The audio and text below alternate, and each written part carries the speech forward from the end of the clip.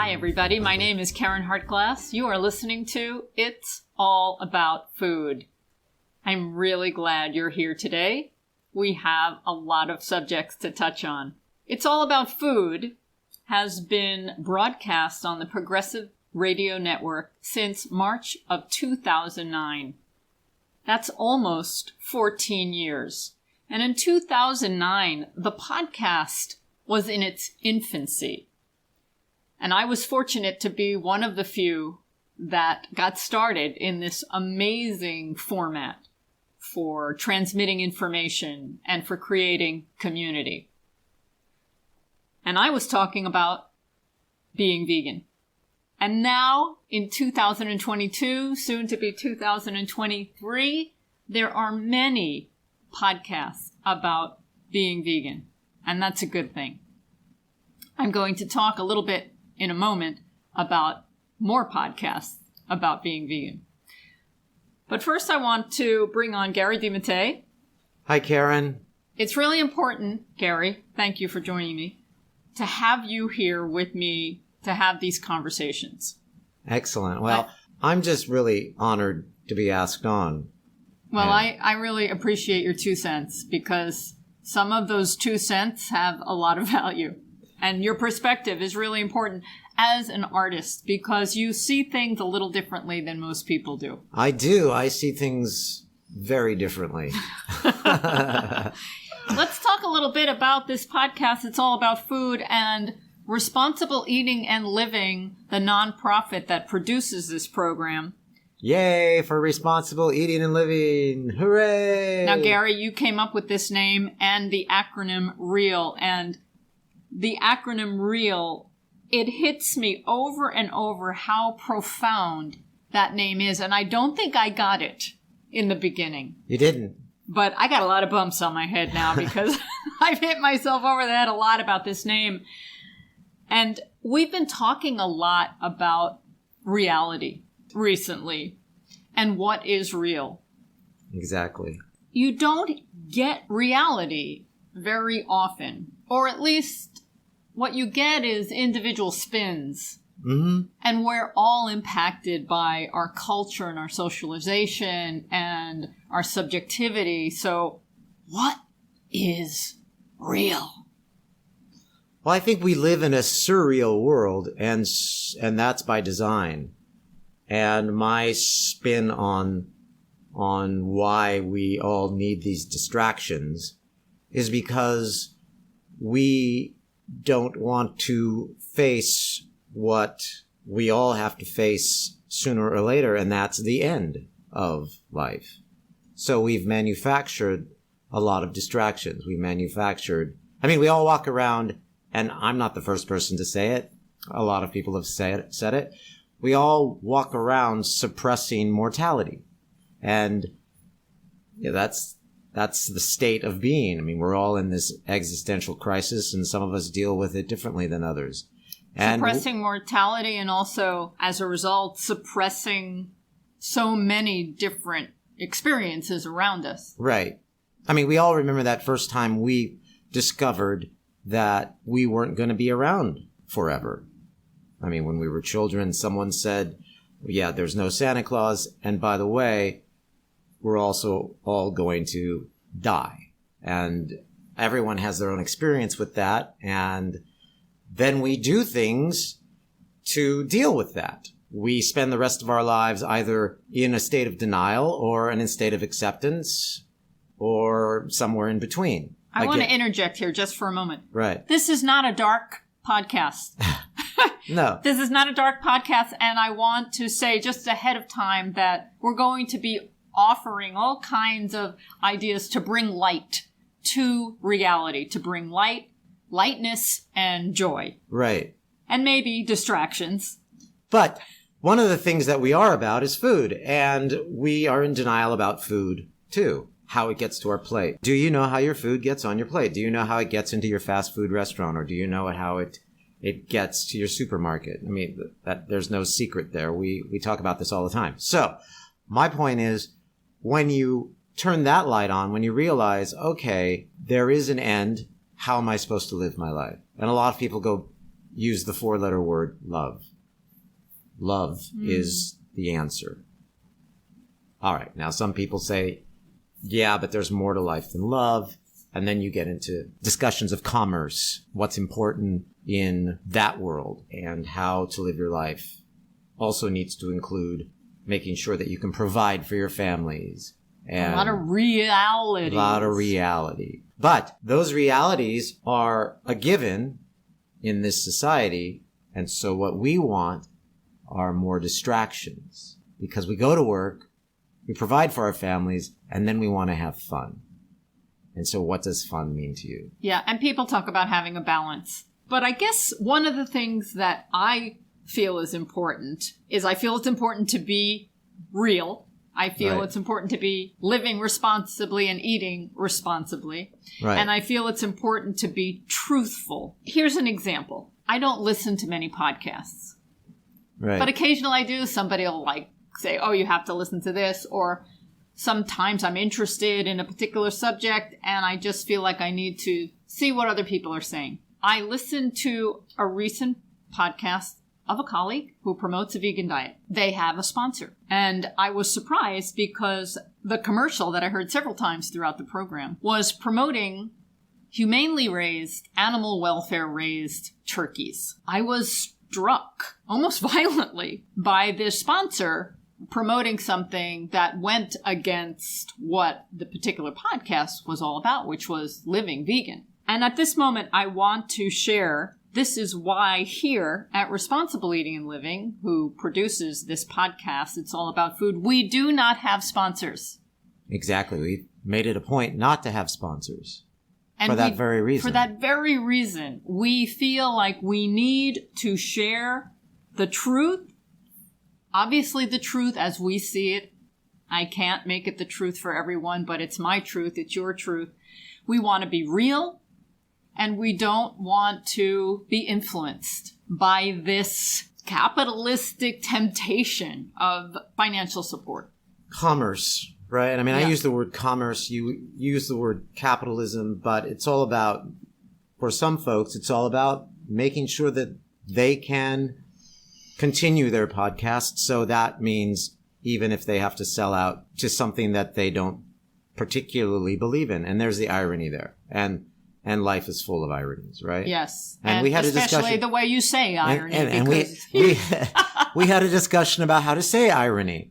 Some say irony and some say irony. And isn't that ironic? So what I'm leading to, if you haven't followed the breadcrumbs here to where I'm going, those are gluten-free vegan breadcrumbs, by the way, is that it's the end of the year and Responsible Eating and Living is having a fundraising drive, and we would appreciate your support for what we do. That's all we're going to say about that. Well, basically, that's all we're going You'll to say. be getting a letter. If you're on our list, you'll get our email letter. But I just want you to know, if you're listening and you believe in what we do, we'd appreciate your support. Yes, and we aren't going to sell out our message to get a sponsor to talk to you now about Animal welfare, humanely raised turkey. Yeah. That's like so many oxymorons in there. And it's oxymoronic. yes. Okay.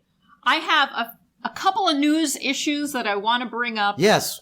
Dun, dun, dun, dun, dun, dun, dun, dun. Here's Caryn Hartglass in the news. And once we finish with the news, we'll get back to lighter subjects that bring light and joy to your life. Just stay tuned, okay? This is not a dark podcast. Whew. Okay, I was reading Newsday, which is a Long Island newspaper. Yes. And I read a lot of different newspapers to get different perspectives on things. But I was struck by a headline, and it was this. Michael Geiner, chef owner of Lola Restaurant in Great Neck, dead at 59. Dead at 59. And my condolences to this person's family and friends and colleagues. I'm sure it was a shock and full of sadness. But as I read the obituary, and I saw that this person was a chef, had this fine dining restaurant, this person was born to Israeli expatriates. So he had an influence from Israel, and his restaurants reflected the Israeli cuisine, the Middle Eastern cuisine. Why am I bringing up this person? As I read into the obituary, I realized he was the co-founder of a company in upstate New York, in the Hudson Valley, that made foie gras. And then that led me to a couple of other things, because I remembered back in 2019 that the New York City Council voted to ban foie gras in all of the New York City restaurants. That was big news. Big news. Big news. Especially in vegan circles. And then I thought, now, I don't know why this person died at such an early age of a heart attack. Nobody does unless you are that person or the person's doctor or the person's family. But I can hear all of my listeners shouting and guessing what was a probable cause. We don't know, but we do know that one of the major causes of heart disease and most chronic diseases is the consumption of animal food, saturated fat, numerous other things, and much protein. We also know that heart bypasses are a big business in lots of hospitals. So that's why the message isn't getting out there. And again, that's why real responsible eating and living is getting you this message. And that led me to more, because this company, Hudson Valley Foie Gras, that Michael Geiner was a co-founder of, is one of the major suppliers of foie gras. And they, along with La Belle Farm in Sullivan County, were devastated by this potential ban that was supposed to take place in November last month. The ban was supposed to take place in November of this year. And what happened? And I didn't even realize any of this was happening, but the ban is not going into effect. A New York State Supreme Court judge recently issued an injunction regarding this ban based on a suit from La Belle Farm and Hudson Valley Foie Gras. They sued over this ban, and they were basically saying that it would harm their businesses, obviously, and that they employ a lot of people, and that it wasn't really fair, and that it wasn't really true, blah, blah, blah, blah, blah. So all of these thoughts, I read about this obituary that leads me to foie gras that reminded me of this ban that was supposed to take place last month and didn't. Right. And so what are they saying isn't true? Are they saying that the treatment of the animal isn't true? Because that's what animal rights activists are complaining about, is that these animals are force-fed, their livers are stuffed beyond capacity, they can't even move around, and then they're killed and their livers are taken. What they're saying is that there are farmers who made their living selling foie gras, they're citing economic hardship, and they said that the city council, the New York City Council, exceeded its authority because the law affects farming practices outside of the city. Now, meanwhile, the activists, the animal activists, object to what happens to make foie gras. And I'm sure all of you know what happens to make foie gras. Ducks and geese are force-fed to engorge their livers. It's usually over a 20-day regimen where a tube is shoved down their throat and the food is just rush jammed into their bodies. And I will never forget talking to a Frenchman in the 90s who loved all the traditional French foods, and foie gras is definitely one of them because the word foie gras is French. It means liver, fat. And he truly believed that the animals enjoyed this process because they would all rush to be fed. I mean, I can make plenty of similarities, but if you're a tortured, hungry slave and all of a sudden they're putting the food out and you run to the food, that doesn't mean that you're happy with your conditions. It just means you're starving. So here we are. And what's frustrating to me is that this wonderful thing happened. This law was passed, and now we're in this fight, and it may possibly be turned around. I'm not really sure. But I just want to say one more thing about foie gras, Gary, and I would appreciate your insight on this. Foie gras is not served in fast food restaurants. No. You don't see foie gras served in most restaurants. You don't see it for sale in expensive groceries. It's a luxury product. Right. It's a luxury product. It's expensive, and it is revered by the very privileged who can sit and enjoy it. And that begs the question, what is it about the human psyche for those that are extremely privileged to enjoy a product that was produced violently with so much cruelty. Yeah, it's a great metaphor for why we eat meat anyway. Used to be a luxury item, having meat. Not just foie gras, but all meat. It used to be. But still, now that we're making it more affordable, everybody can't get enough of it. Right. And so again, it, I think, reflects prosperity. I think it reflects people feeling like they really are enjoying life when they have a nice slab of foie gras before their big steak meal. And it all has to do with image. Hubert. And do you think they're not really thinking about how it got to their plate? Or maybe subtly they're enjoying that something had to suffer for them to enjoy something? I don't think they're connecting the dots. As I've mentioned many times on this program before, we're sort of here to shed some light on the dots, connecting the dots, and starting simply by understanding how your food gets where it gets and what it has to go through to get there. And the people that have had to suffer along with the animals when they were producing this food. It's really a simple podcast. It's not so complex. What we're trying to do is some of the work that we do, we succeed. Some of the work we do, we don't. But we're trying to shed some light on what all of this means to the folks and the animals involved in its production. What's really important about this ban, which is in New York City only, it's a ban by the New York City Council. This is not the United States of America. This is New York City. What's important about it is New York City and parts of California are the biggest purchasers of foie gras. So California already banned foie gras. And when New York City bans it, that is a devastating economic blow to the companies like Hudson Valley Foie Gras that produce this product. And that's why they're fighting so intensely. I just want to mention the places where foie gras is currently banned. The first country to ban importing foie gras was India in 2014. And then other countries that have bans are Australia, Argentina, and Israel. Interestingly, Michael Geiner, the co-founder of Hudson Valley Foie Gras, was born of Israeli expatriates, and Israel now bans foie gras. In Brazil, also, the production and sale of foie gras was made illegal in Sao Paulo restaurants, although, unfortunately, this law was recently overturned. And then we have different laws from state to state. The city of Chicago also put a ban on this product. And now we have the ban kind of up in the air in New York City. And in Europe, foie gras production is prohibited in the Czech Republic, Denmark, Finland, Germany, Italy, Luxembourg, Norway, Poland, Turkey, and the UK. But not France. Mais non! Right. And then, interesting, some retailers also have taken a stand and stopped selling foie gras. And you'd be surprised to hear who's on that list, Gary.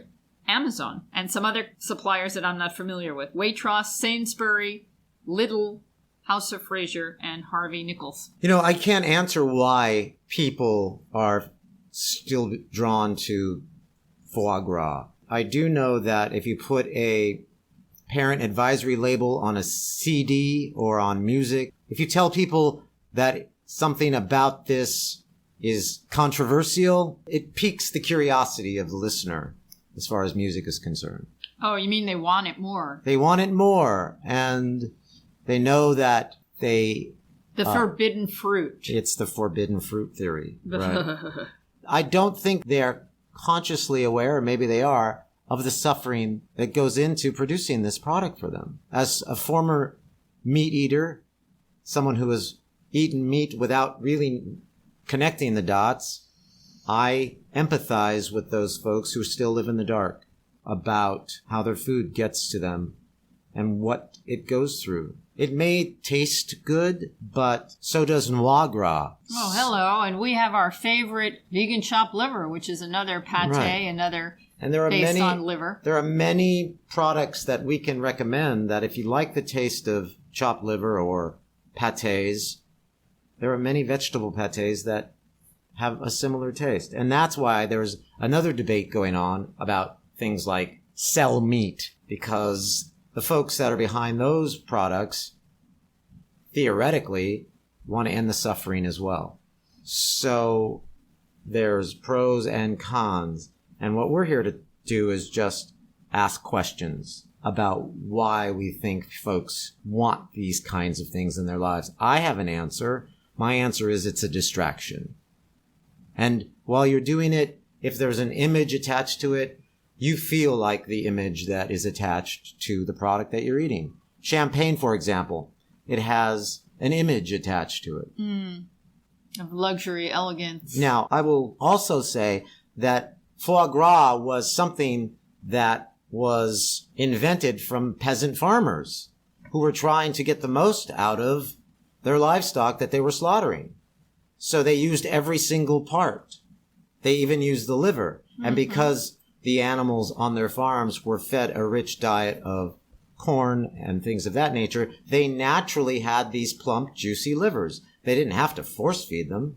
But then somebody said, hey, what if we give them more? We'll get a bigger liver and we'll get more of this delicious treat. And so it wasn't really attached to a lifestyle of the rich and famous. It was attached to peasant farmers. And then from that point, people made money off of selling these livers. Yeah, the history of food is fascinating. Right. And what simple foods become the coveted foods. Bistro fare in France was the fare of the farm to table restaurant that's now all the rage with the rich and famous. But I mean, you pull the vegetables off of your little vegetable garden, you prepare them and you sell them to your neighbors, and that was bistro cooking. You slaughter. Well, that's because we've gotten to this place of industrial farming where most of our food today is grown on these giant farms, and they're not grown with care or with love or with nutrients, and they tend to be grown with toxic poisons. The idea of going back and growing carefully on a small farm and having more quality flavor, it's more expensive now because the rules and regulations are all distorted and twisted, and the privileged are taking advantage of that. Yeah, whoever thought that going to a restaurant where their food is raised with pesticides and herbicides would be less expensive than going to a restaurant where you're getting food that's been raised naturally and organically. And that's what we're faced with. It's surreal, as you mentioned in the beginning. Yeah. And so when you give people the truth, when you give people real things to think about, that's where this program comes in. What we've been doing all along is we've been trying to give folks the reality of what's actually happening. And it's sort of like this podcast is the church lady podcast, right? Responsible eating and living. I mean, we're not going to appeal to everybody because people are trying to live their life and enjoy it and celebrate each day that they can, because life is hard, life is difficult, and the things that they think are going to bring them joy are the things that we're telling you not to eat. And so there's the dichotomy there. It's not that we're trying to be the bummer or the downer. We're trying to offer alternatives to suffering and pain. And these animals suffer, and the planet suffers, and we suffer in the long run. We suffer because we are health, like that chef who just passed away. He obviously suffered from something, and we don't know what he suffered from, but at 59 years old, he's no longer with us. Yes, again, condolences to the family and friends and colleagues, and I want to leave this subject of foie gras, and I just hope that this Supreme Court lawsuit in New York will support the ban rather than turn it over. It was supported by most of the New York City Council. Well, there's another ban that we've talked about on this program before that we haven't heard much about, and wondering where that is. I mean, this is the holiday season for all of you who are visiting New York. One of the things you're going to want to do perhaps is go to Central Park and you'll see the horse-drawn carriages, and there's lots of debate that's ongoing about that. So let's hope that it doesn't end up like that debate, because that's an endless debate and we're not quite sure where that one's going. Well, this is another argument against single issue platforms, because we're really not going to change the culture by telling people don't buy fur, but we're not going to tell you not to eat meat in the same breath. Or don't buy foie gras, but it's okay to have your chicken wings. We're not saying that, but these single issues don't hit the philosophy, don't hit the real morality issue, that we should not be torturing and killing other sentient beings for our own personal pleasure. Right. And that's the simple message that we always have to get back down to. That's what's underneath responsible eating and living. It's that simple message that Caryn so eloquently just stated. There's a lot of pain and suffering going on in the production of food. And that includes humans. Human pain and suffering, that's what I just said. Mm-hmm. Takes a little longer, but humans eventually suffer and go through pain because of thinking that they deserve these rich, exotic foods like foie gras. But we all know, again, that there are alternatives, and that's what we're here to talk about as well. Foie gras is a nut-based liver substitute that's delicious. There are so many different brands now. When we were in Europe and we tried a few, there's foie gras. There's so many different nice plays on the name foie gras, any kind of pate. And you can make it rich and fatty or not. If you want a great recipe, we'll post one. We'll post a few. I think we have a few at Responsible Eating and Living. Right. It's the time of year for pate. It is indeed. And champagne and celebrating. And you can do it without having something suffer. Absolutely. That's why we're here over and over with all the recipes that we make. My second news item is about China. China as in... It's about the country. The country, China. Okay, because we were just talking about celebrations. Not fine China. Some folks may want to break out their fine China, which brings up a whole nother debate about what pattern to use this time of year. And we could talk about that at some other time. Who remembers it was a little over 6 years ago? There was a great news headline: China's plan to cut meat consumption by 50%. And we were all excited. All the climate change activists were so happy, and they were putting out new dietary guidelines to reduce greenhouse gas emissions by 1 billion tons by 2030. And they also recognized that it would lessen the country's problems with obesity and diabetes. At that point in time, China was consuming 28% of the world's meat, and half of it was pork. Perhaps you remember Arnold Schwarzenegger was behind the campaign as the face behind China encouraging people to consume less animal flesh and help the environment. Boy, that was great news. And just like the ban on foie gras in New York City, with a lawsuit that just came out and potentially is going to overturn this ban, in China, this direction, I don't know what happened to it, because here we are 6 years later, and what do we see going on in that country? I just read a headline, perhaps you saw it too. This is so surreal. Surreal. So surreal. There is a project in China to create a 26-story, I'm going to call it a 26-story pig torturing... High-rise. Yeah, something like that. Die-rise. That's good, Gary. Die-rise. 26-story pig skyscraper ready to slaughter 1 million pigs a year. And China approved this project, and China is the same country that put out 6 years ago a plan to reduce China's meat consumption. So now they're building skyscrapers to house animals to be slaughtered. 26 stories. This is very this surreal. is insane. And again, I opened by saying we live in surreality. We don't live in reality. And this is surrealism. You can't even make this stuff up. No, right? You can't make this stuff up. The company that's building this place, they're a cement company, and they were looking to diversify. They had some other projects they wanted to come up with, but they settled on this pig farm where they could use their own construction materials, cement, and they saw it as modern agriculture and a very promising sector. And the people that are promoting it, they're saying that it'll be more environmentally friendly. They're saying that from a hygiene point of view, there'll be less chance for viruses because very frequently there are these outbreaks and livestock producers have to kill off their entire supply because all the animals are infected with some kind of illness. And yet those that are against this particular project are saying there's no evidence behind any of that. And in this enclosed system, if a virus gets in, gosh, it'll affect 26 stories. Now here's something even creepier. This is Are you ready for this? Yeah. Gary, you don't know this. I just found this.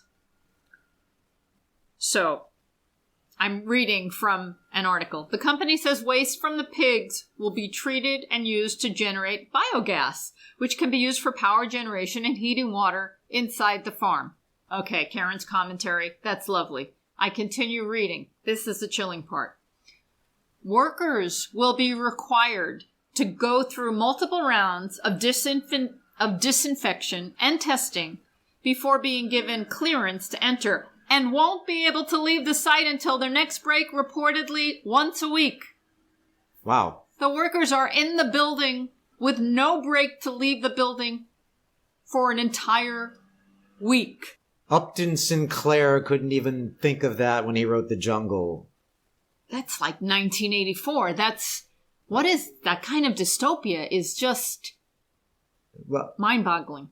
It was outlined in Sinclair's The Jungle, which was a novel about the harsh conditions and exploited lives of immigrants in the United States. This is just beyond that. This is incredible. This is dystopian, a dystopian nightmare. It is indeed. Poor animals, poor people. Poor animals and poor people, because of course, the people that would create such a horrific design that is going to exploit and torture so many animals won't think twice about exploiting humans that are going to work inside of this facility. Well, it's all happening in that one facility. That's incredible. And this is actually going to there's probably going to be another one being built right after this, because it'll probably prove to be very economically and a success. Until it isn't, because in the article there is one expert, Dirk Pfeiffer, chair professor at One Health at City University of Hong Kong, says the higher the density of animals, the higher the risk of infectious pathogen spread and amplification, as well as potential for mutation. And this is all because people want to eat bacon. Well, pork is the favorite meat of choice in China. So much for reducing meat consumption in China by 2030. We're going to have a 26-story pig slaughterhouse factory. Oof. Now, what do you want to do about this? I don't know how to stop this. There is a petition you can sign on the Care2 website. I can include a link on this post. I don't know where that's going to go, but it's all part of a bigger picture. And it's easy to point the picture on another country saying, look what they're doing, but we can also point the finger at our own country for torturing animals and people. Oh, in many ways. We have quite a few factory farms in this country that produce a lot of disease. We have no idea what's going on in a lot of those slaughterhouses. When you and I took a drive through, was it North Carolina? We saw all of the pig sheds. Oh, definitely. Big pig producer in North Carolina, absolutely. And I remember driving through those areas and you sensed the death that was in the air, and it was frightening. Let me just give you some numbers. What's happened in the last 40 years in China with respect to meat consumption. 1982, the average Chinese person ate just 13 kilograms of meat a year, and beef was nicknamed millionaire's meat due to its scarcity. Okay, there's that other connection to... It's the connection. Luxury. And then, as China became a global economic power... Again, keyword, economic power. Yeah. This is all about commerce. Economic power, not an environmentally sustainable power. The average Chinese person now eats 63 kilograms of meat a year, up from a mere 13 kilograms 40 years ago. Now, 63 kilograms. From 13 kilograms, you said it started at 13 kilograms? Yes. So that's 28 pounds. Okay.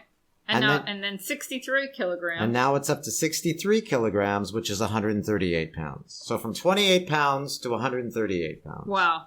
It's expected to add another 30 kilograms per person of meat by 2030. That's 93 kilograms. Okay, let's do the math here. 93 kilograms, that's 205 pounds per person. Whoa! And that's if nothing is done to disrupt this trend. And when you read about a 26-story pig slaughterhouse, you don't see the trend going in the right direction. So there was a great book that came out called The China Study that a friend of yours wrote a long time ago. When your friend wrote that book, the Chinese overall were eating very little meat. And what was interesting about that book is that they had a very uniform population. The Chinese was relatively uniform compared to the rest of the world. And in each village, they were all living and eating differently. So there were some villages where they were eating more animal products and some villages where they were less. But the average overall was significantly less than what we were eating here in the United States. And now, unfortunately, they are looking more like us. And this book was originally written as a health study. Yes, definitely. And now we also see the impact environmentally of growing so many animals to feed people. And of course, we know that the author of that book is T. Colin Campbell. Speaking of which, I like to consider some of the families in our vegan, alternative, health, whole food, plant-based world as royalty. And there's a number of families where the generations are continuing to do great work and be activists. And Dr. T. Colin Campbell's family is no exception. And his son, Dr. Thomas Campbell, is a wonderful medical doctor and author. And I've had numerous other family members on the show. And in a few weeks, we'll have Kim and Nelson Campbell. And they're going to be talking about a film they just recently were involved with, showing how you could overturn diabetes in like 10 days. Is that amazing? Stay tuned. This is exciting. And this is why I tune in to Responsible Eating and Living's It's All About Food with Caryn Hartglass every week. And we hope you do too. Oh my goodness. So those were the two news items. The two big news items. This has been a Responsible Eating and Living broadcast. Wow. What else is on your list today? Oh, goodness. I just want to mention that while China loves their pork and they seem to be growing more, there are companies that are making pork substitutes.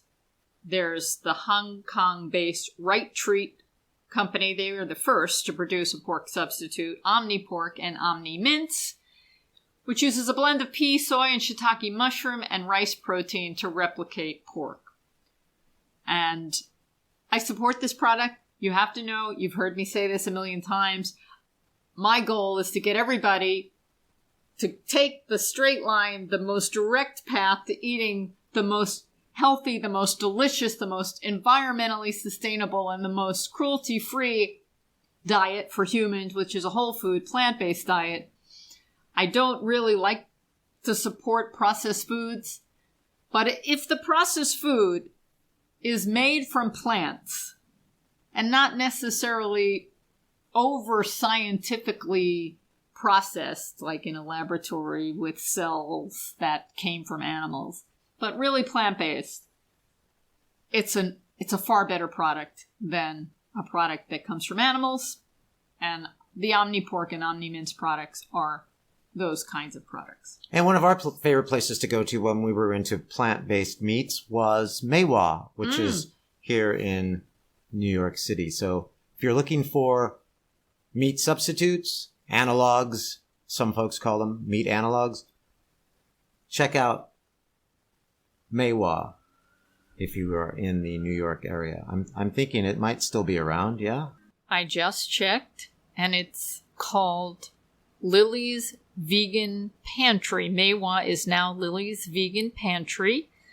The website is lilysveganpantry.com. And even though there's a store in New York, you can get these products shipped to you wherever you are.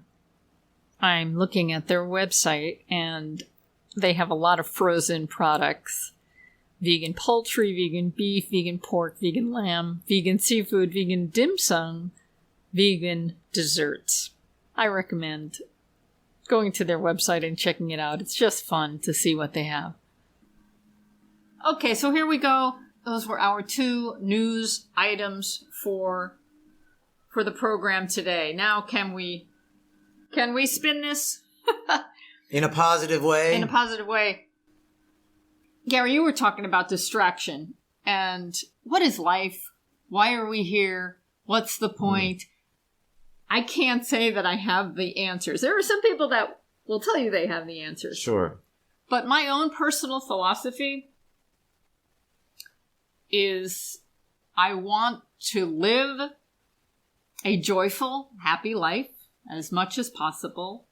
And I want to prevent the suffering of other living beings as much as I can, if possible. And if I do cause any suffering, I want to acknowledge that and apologize for it. Well, I think the suffering that you would cause would be to people who don't want to be told they need to change how they live. They don't want to be told that your way is better than theirs. Everybody has their own story. Everybody wants to be praised for their own story. We all wake up and no one says, as we become an adult, good for you. You got out of bed this morning. Hooray. What we are sort of praised for is after we are gone, in an obituary, for example. Mm-hmm. And so what a lot of folks are doing is they're saying to themselves, and I'm not a lot of folks, I'm just me, but I can empathize with people who have talked to me about why they do what they do, because I've been on both sides. You became a vegan you became a vegetarian at a very young age, so you were already controversial. But I didn't become controversial till I was later in life. And so I have friends now on both sides of that fence. And people don't even want to talk to me about being vegan because they don't even want to be tempted to go that way. They don't want to acknowledge what they know deep down. Yeah. But we don't want to acknowledge what we know deep down about death. We don't want to acknowledge it, so we walk around. Again, That's the gem, Gary. That's it in a nutshell. We walk around with this suppressed mortality. We're all in this existential crisis. So we're going to live our lives the way we want to live our lives, stubbornly. And you certainly live your life stubbornly. Mm. And so your way to you makes sense because it's the truth. Things shouldn't have to suffer to feed you. Things should not have to suffer to clothe you. Things should not have to suffer for your lifestyle. You should do no harm when you're on this planet. You should leave a footprint that's only big enough for you.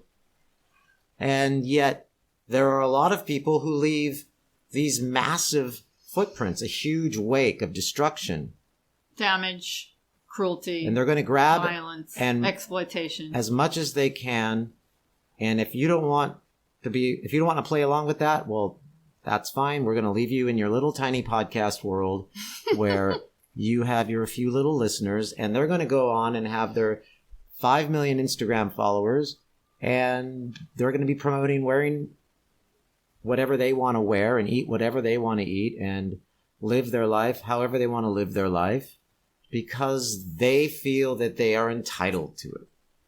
When someone comes along and says, really, we should all just kind of love each other, that harkens back to the days of, putting daisies in soldiers' rifles. I mean, you're just this old tree-hugging hippie, Caryn. And, I guess so. And, you want the world to love, and you want everybody to be happy. And there's going to be folks out there far more than you that are going to say, hey, go hug your little tree, little one. I'm going to go ahead and eat my foie gras. So why is that? The reason is because we're suppressing this inevitable, which is we're all going to die. You can't get out of this world alive. Can't get out of this world alive. And some people will tell you that you can. And those are the folks that have the 50 million followers on Instagram. And everybody wants to know what their secret is. And tell you that we have a way for you to. It's going back to the days of snake oil salespersons and putting ink and piss in a bottle and saying it'll grow your hair back. Wasn't that from Sweeney Todd? Right. Well, the best that we can do, what we do at Responsible Eating and Living, is to live according to our philosophy, which is to do no harm, to live gently on this planet, to live compassionately on this planet, and to do it deliciously. So we've got holidays coming up, and Gary, you and I, we love the holidays. We do. We don't believe in any of the... holly. of the holly part of holidays. We don't believe in the holly, but we believe in the days. And you could spell that D-A-Z-E. And so I think it's a great time for everybody to just kind of enjoy the lights that are going on. I mean, I walk down the street now and I see all of the holiday lights and I have a different feeling about them. I don't have that It's a Wonderful Life feeling where we feel like there's going to be this wonderful world beyond where angels come down and talk us out of jumping off of a bridge and tell us that the world would be a horrible place without us. I don't believe in that afterlife part about the holidays, but I believe in the present life of the holidays and enjoying one another's company. Because again, it's all about love. That really is the answer. Whether that's a hippie philosophy or a guru, yoga, lotus position philosophy, I don't really know. But so that part of the holidays is great. And celebrating it by putting a fabulous spread of food on your table that didn't really suffer to get there. Maybe the only person that suffered to put it there was the person doing all of the cooking. Yeah. Or the person that was picking all of the vegetables, which is what we talk a lot about on this program as well, is those folks that do all of this work for us, who pick the vegetables, who have to raise their families. But we need to also think about them. So it is a time of giving thanks. It's a time of celebration, not only celebrating our lives as a family, but the lives of the folks that brought the food to us. And sometimes the stories behind the holidays have meaning that you can bring to current time. For example, Hanukkah is coming around, and I am not a religious Jew. I was raised Jewish. I don't follow any of it. I do like holidays, and I do like holiday foods, and I like stories. And the story behind Hanukkah had to do with the Jews once again being persecuted, and there was a battle. There was very little oil left to light the lamp, and the oil lasted for 8 days. And as a result, we celebrate by putting this candelabra out that holds 9 candles, and we light them 8 days plus an extra candle, which is the leader. And it's a lovely little story, and we created our oil-free potato pancake recipe because a number of very oily foods, fried foods, are served to celebrate this holiday because we want to connect the oil of the lamp and put it in our foods, which is really crazy because the oil isn't healthy for us to eat. It's nice to have it to light a candle, but we don't need to eat it. And why we want to celebrate with foods that are only going to hurt us and make us sick doesn't make any sense to me, but that's part of the surreality. Well, that's part of what it means to be stubborn about something like a tradition. But I like to keep the tradition. So we made this wonderful potato pancake recipe, which I love, and we're going to make again. And it has no oil in it, or you could add a little, but not a lot. They're not fried, they're baked. But also, it's good to remember these stories because unfortunately, anti-Semitism is still here. Oh. And is making news. Absolutely. And it's chilling. But that's the planet we live on. People will continue to exploit other people. People will continue to be racist and homophobic and sexist and choose the communities that they prefer and exploit the ones that they don't. Stubbornly, with 50 million Instagram followers. So, yeah, you are up against the human condition. Yes. Anyway, so we're going to acknowledge the stories and celebrate with beautiful foods that nourish rather than harm. And then we've got some great cookies. Right. And treats. One of my favorites is a treat that I never had until I met you, Gary. You kept talking about these traditional cookies, and one of them was the cucciadati. The cucciadati. Oh. So I got the traditional recipe that your sister wrote down from... an ancient family recipe from her husband's mother. Look at that. And I veganized it. And I love it. And it's delicious.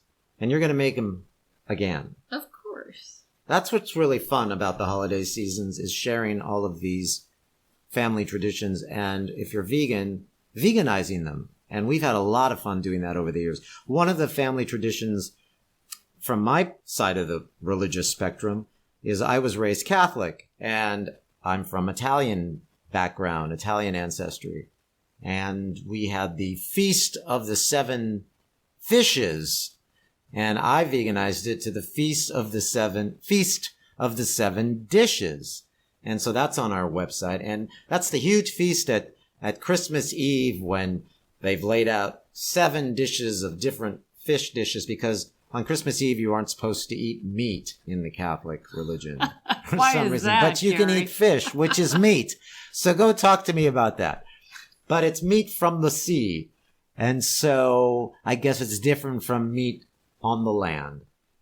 At any rate, we veganized it, and I have the Feast of the 7 Dishes, or it could be the Feast of the 13 Dishes, or the Feast of the 14 Dishes. We just experienced the Feast of the 6 or 7 Dishes when we went to Italy, and my cousin Vittorio Di Mattei set up a wonderful lunch for us at a agrotourism wonderful little farmhouse up in the hills of Santa Maria di Maisana, and it was wonderful. And we blogged about that on our website, so check that out. I think it was like day 5 or 6, or I don't remember, but it was fun.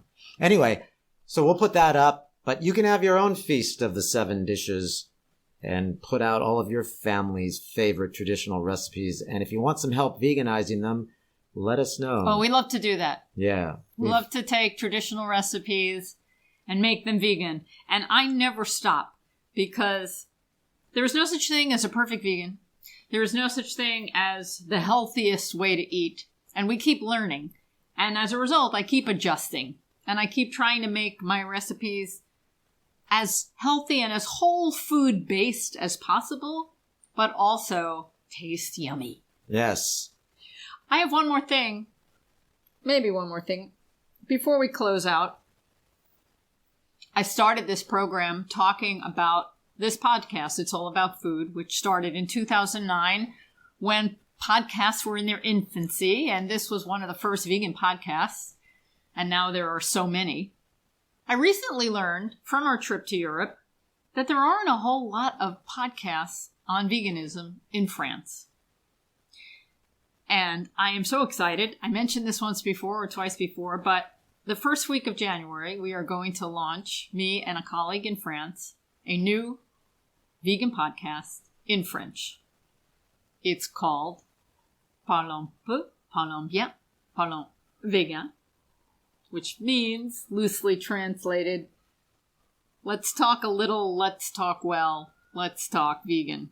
That's great. It's a traditional expression that we've kind of expanded on, and I can't wait to get started. I'll certainly let any of you know about it who might be able to share with the francophones out there. But I think it's really important. Veganism is growing everywhere. And this is something where the United States and the United Kingdom have led the way with lots of cookbooks and medical information. There's lots of information in English. There isn't as much in other languages, and I just want to be a part of this is very exciting. Filling that need. Very exciting. And so anybody that has friends who speak French and want to listen to Caryn in a different language, this is the podcast for you. Voila. Yeah, so I'm going to end saying that It's All About Food has been around since 2009, produced by Responsible Eating and Living. Just a brief mention again that we are in our fundraising campaign and we welcome your support. Reach out to us at responsibleeatingandliving.com. Send us an email at info@realmeals.org. And thank you. Thank you, Caryn, for being here all of those years. Woof! Thank you, Gary. Everybody, have a delicious week.